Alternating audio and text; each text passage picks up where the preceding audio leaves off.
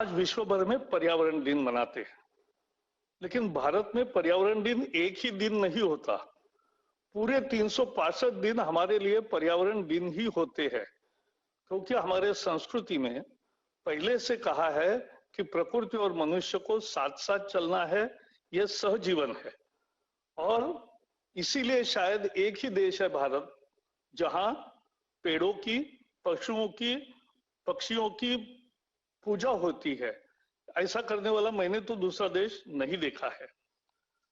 प्रधानमंत्री पहले से क्लाइमेट चेंज के बारे में बहुत एक्टिव है और बहुत विश्वास से काम करते हैं।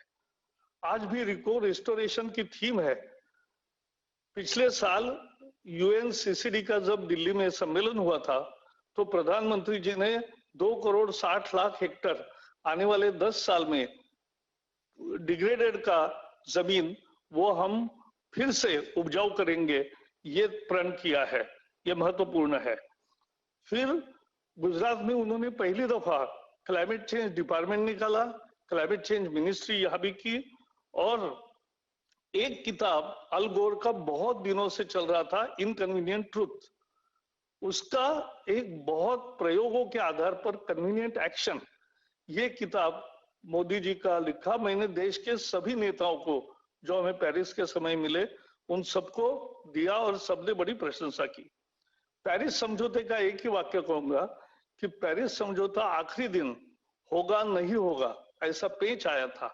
तब ओबामा, फ्रांस के राष्ट्रपति अध्यक्ष ओलांद, और उन्होंने प्रधानमंत्री मोदी जी को फोन किया और पेरिस समझौता साकार हो गया।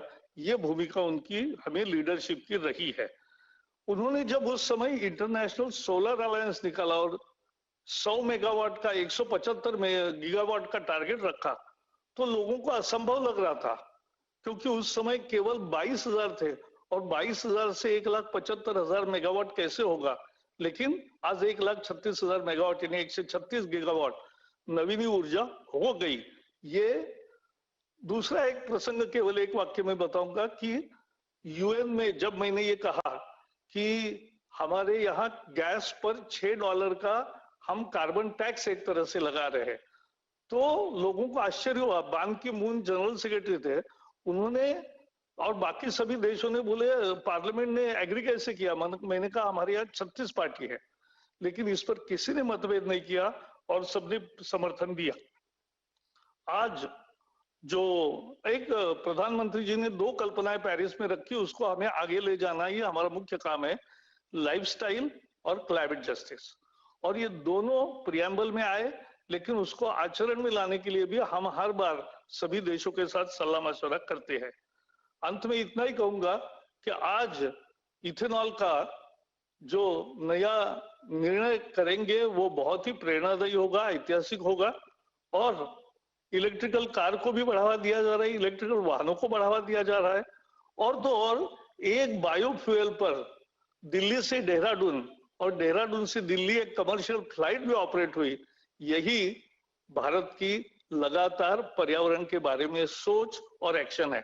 सबको बहुत बहुत धन्यवाद।